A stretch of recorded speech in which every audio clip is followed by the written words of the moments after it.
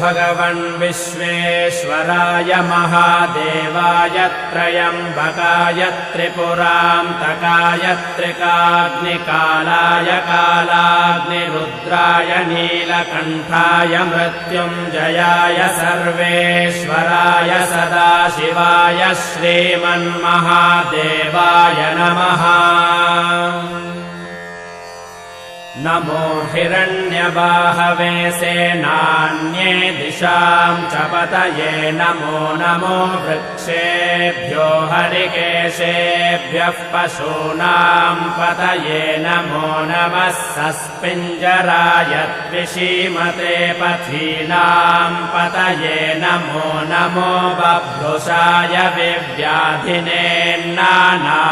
पतये नमो नमो हरिकेशाय योपवीतिने पुष्टानां पतये